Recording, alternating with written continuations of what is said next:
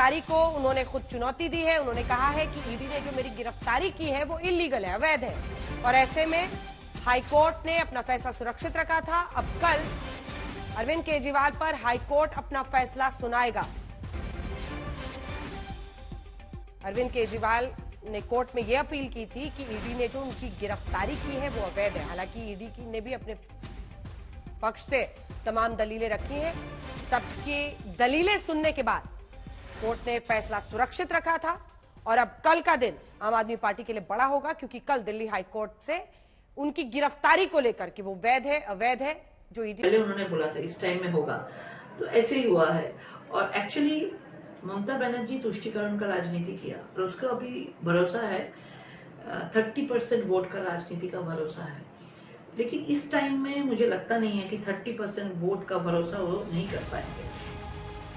बंगाल में रामनवमी के नाम पर सियासत का सिरा लोकसभा चुनाव से जोड़कर देखा जा रहा है, लेकिन सूबे के इतिहास को देखें तो रामनवमी पर बीते कुछ साल में हुई हिंसा पर पहले भी सियासी संग्राम छिड़ चुका है। ये तस्वीरें बीते साल की हैं, जब रामनवमी की शोभा यात्रा के दौरान पश्चिम बंगाल के हावड़ा, उत्तरी दिनाजपुर और इस्लामपुर में झड़प हुई और देखते ही देखते इसने बड़ी हिंसा का रूप ले लिया। ममता बनर्जी के बयान के बाद पश्चिम बंगाल के राज्यपाल सीवी आनंद बोस ने भी बीते साल हुई हिंसक घटनाओं का जिक्र किया और ऐसे बयान को लेकर चिंता जताई। As a governor, I look at it in a different way. I saw the symptoms of violence during last Ram Navami also. I was in the field.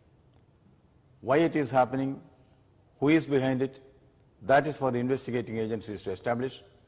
But the fact remains that the tendency to take the law in their hands.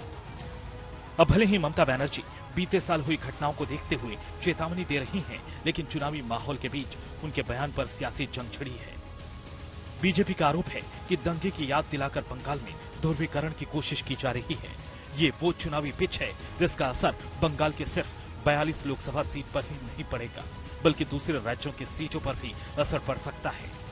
Mamata Banerjee का बयान आते ही PM Modi ने इसे मुद्दा बनाकर विपक्षी दलों को घेरना शुरू कर दिया। कांग्रेस पार्टी ने एक एडवाइजरी निकाली है और एडवाइजरी भी इतनी डरे डरे निकाली है। उन्होंने कांग्रेस की सभी इकाइयों को कहा है कि अयोध्या राम मंदिर की चर्चा अगर निकल पड़े तो मुंह पे ताला लगा देना, कुछ बोलना ही मत। जाहिर है कि वोटिंग की तारीख करीब आने के साथ चुनाव में धर्म की आंच और बढ़ेगी। ममता बनर्जी के बयान के बाद बीजेपी विपक्ष पर और हमलावर होगी। कोलकाता से ऋत्विक मंडल के साथ सूर्यगिन रॉय, आज तक ब्यूरो। एक और खबर इस वक्त आ रही है, दिल्ली हाईकोर्ट कल सुनाएगा केजरीवाल पर फैसला। आपको बता दें, उनकी गिरफ्तारी को उन्होंने खुद चुनौती दी है। उन्होंने कहा है कि ईडी ने जो मेरी गिरफ्तारी की है वो इलीगल है, अवैध है, और ऐसे में हाईकोर्ट ने अपना फैसला सुरक्षित रखा था। अब कल अरविंद केजरीवाल पर हाईकोर्ट अपना फैसला सुनाएगा। अरविंद केजरीवाल ने कोर्ट में यह अपील की थी कि ईडी ने जो उनकी गिरफ्तारी की है वो अवैध है। हालांकि ईडी ने भी अपने पक्ष से तमाम दलीलें रखी हैं। सबकी दलीलें सुनने के बाद कोर्ट ने फैसला सुरक्षित रखा था और अब कल का दिन आम आदमी पार्टी के लिए बड़ा होगा, क्योंकि कल दिल्ली हाईकोर्ट से उनकी गिरफ्तारी को लेकर कि वो वैध है अवैध है जो ईडी ने गिरफ्तारी की है उस पर फैसला सुनाया जाएगा।